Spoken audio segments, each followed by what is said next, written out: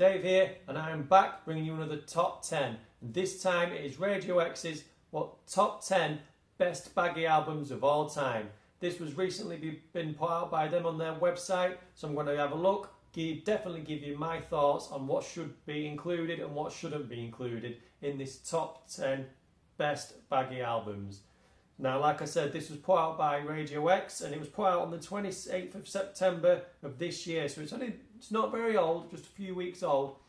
And I'm going to say, for me, to be classed as a Baggy album, it's got to be funky, psychedelic, definitely have that indie dance vibe, and it may include some organ sounds, it may include some drum loops. Now, I don't want it to be over heavy on the drum loops, because when it does, then it starts heading in the more the Guibo sound territory. When the guitars and the drum loops are brought in, then the organs and that are left out. And that's what, for me, it's crossing that boundary of what's Guibo and what's Baggy. To be Baggy, you've got to be funky, psychedelic, definitely have that indie dance going on. Now, I'm going to have it on screen. When we're looking at it on my tablet, it's going to be on screen here with me like the last top 10. I'm going to have a look now. So on your screen, you've got the top 10 best Baggy albums by Radio X. That's what it's titled as. Let's have a look. Let's scroll down. Let's go down here. So it says, the finest albums from the early 90s that can fill an indie club dance floor, from Happy Mondays to the Charlatans. I can agree with that. I can agree with that. And there we go. It says, Baggy, it was a state of mind. Baggy, it was all about the beats, the groove. Baggy. And it was about the sizes of the trousers for a brief period between 1988 and 1991. Definitely, yeah. It's that brief period in time where bands were making that baggy sound. You know what I mean? It sort of bled out of Manchester, the Manchester sound, and became its own thing. The charts were alive with the sound of funky drummer samples and blissed out vocals. Yeah, I've already tried to say drum loops and stuff, you know, once that starts getting too heavy, acid house had calmed down the clubs, scrolled a bit too far then, and the indie was next. Yeah, I can agree with what it says there. So I already scrolled down a little bit there, and you saw the first one. And that was Happy Mondays, Pills, Thrills and Bellyaches.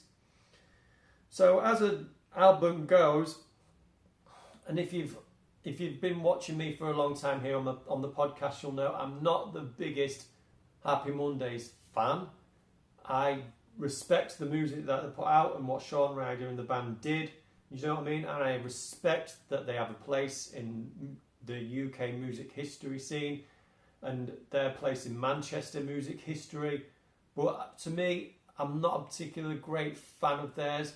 I mean, the singles I think are alright, you know what I mean? But this album here on this list, I can agree with it and it should be here.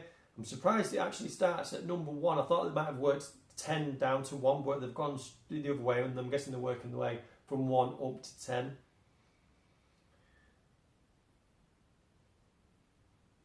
It says the Mondays had basically invented the whole Baggy genre.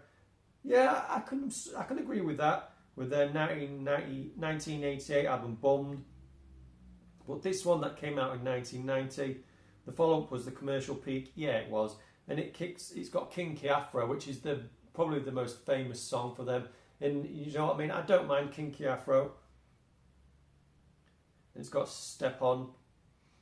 2 classic songs there from the early 90s, definitely part of that Baggy scene. And you know what?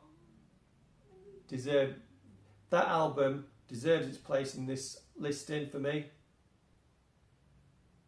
Next up, you've got Inspiral Carpets Life.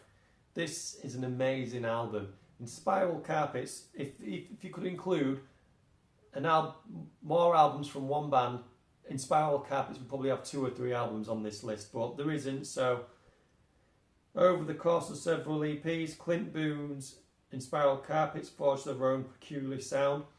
Yep, you see, they're using the organ more than the drum beats and stuff for the Inspiral Carpets, and it works great. Tom Hingley's voice is amazing. I really like this album. This Is How It Feels is such an amazing song. Definitely deserves its place. Number 3, we've got the Charlatans, Some Friendly. If you're going to talk about the Baggy sound and the Baggy scene, you've got to include the indie dance smash that is the Charlatans' debut album. It is indie dance, it's Baggy, do you know what I mean? It is that quintessential album. This came out in 1990. I'm just reading what it says there. It said it initially left out the song The Only One I Know, which is probably, if you was to ask anyone who the Charlatans were, they'd probably only be able to name that one song. It's probably the one song of theirs gets played most on the radio. So yeah, number 4, Northside, Chicken Rhythms. You couldn't have a list of the top 10 best Baggy albums without including Rhythms by Northside. Absolutely amazing album. Shall We Take a Trip is a great song. Do you know what I mean? Definitely deserves its place on this listing. Oh, then we've got The Farm at number 5. Do you know what I mean? The Farm from Liverpool, one of the best well-known Baggy bands of all time. Absolutely amazing. Single, Stepping Stone, Groovy Train, all together now. You cannot. They are some massive tunes, and they will fill any indie dance floor. You know when the DJ puts that on, people are getting bums off seats, and they are grooving away to the Farm. Them songs are amazing. Oh, this is quite a shocker. Blur and Leisure. I'm not quite sure I agree with this placing. Number 6, what does it say? Yes, really, before they invented British music with Parklife, the band, they did have some Baggy songs, you know. I have said this in previous episodes of the podcast. They have There's No Other Way, and they have She's So High, but I don't class as She's So High as a Baggy song. It's also says here that they've put in Sing. Sing is a shoegaze song. Do you know what I mean? There's No Other Way. Yeah, that is a Baggy song, indie dance floor. You know what I mean? But it's only that one song for me. There's No Other Way. So I don't think it should be included in this listing for just one song on the album. No, not for me. Don't get me wrong. There's No Other Way is definitely a Baggy anthem, but the album as a whole, okay, it's not a Baggy album. It's She's So High is just a psychedelic. Well, is it even psychedelic? It's definitely dreamy, like it says there, but it's like a dreamy indie hit. And Sing is a shoegaze song. Blur's Leisure for me is more of a amalgamation of different early 90s genres. It's got shoegaze, it's got indie, it's got Baggy. Do you know what I mean? It's not just a Baggy album. I feel like that's been just thrown in there to fill the space because whoever... Let me go back to the top. Who has put this together for Radio X? Doesn't say. And I don't want to go all the way to the bottom to find out. But when we get to the bottom, we'll definitely check that out. It's filler. Blur's Leisure is filler. Let's move on to number 7 then. Let's move on to number 7. Oh, James Gold Mother. Do you know what? This isn't even a Baggy album. Do you know what I mean? This is more a folk rock album. It's not Baggy at all. It says, it may seem a bit unfair to lump James into the Baggy bracket, seeing as they've had a long and varied career, but Gold Mother is one of their key works in the genre. No, it's not.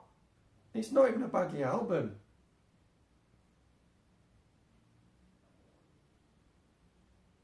Later editions include the Baggy classic Sit Down. I don't class Sit Down as a Baggy classic. No, not for me. They're out. That's filler. Up next, World of Twist. Wow. Do you know what? I'm so happy to see this on this list. This is a great inclusion. World of Twist. Absolutely love it. Quality album. This is what I'm talking about. Getting in them little nooks and crannies. I'm sure someone could have done a bit more of a research and found better bands. I'm going to tell you some better bands that could have been included instead of James, Goldmother and Blur Leisure. But World of Twist, definitely loving that. Definitely loving that. Love it. Up next, Flowered Up with The Life of Brian. Do you know what? Like Northside, this is a definite inclusion on the Baggy Top 10. Love it. Love it. These guys were big in the early 90s. They definitely were big and definitely had that baggy sound. With everything it brought with it, they were there.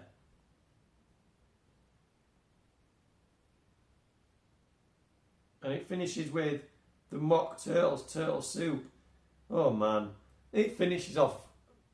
I'm not going to say it is a bit poor. Do you know what I mean? Oh, they had one song, and it even says here, thanks to their hit "Can You Dig It." Do you know what?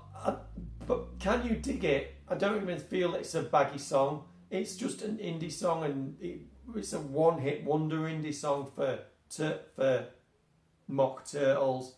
The album's okay. Do you know what? It's not amazing. It's a bit of a mid-album, to be honest, with the one hit "Can You Dig It?" But it's all right. But I definitely wouldn't call the album a baggy classic, and it shouldn't definitely be included in this listing of top 10 baggy albums. We're at the bottom now. That was the last song. It's their debut album. Do you know what I mean? Can you honestly tell me any other baggy songs on that album, Turtle Soup? I can't. Do you know what I mean? We're at the bottom. The advert's coming up there. So that's Radio X's top 10 baggy albums. I don't agree with that. I would take off Mock Turtles, Turtle Soup. I would take off Goldmother by James.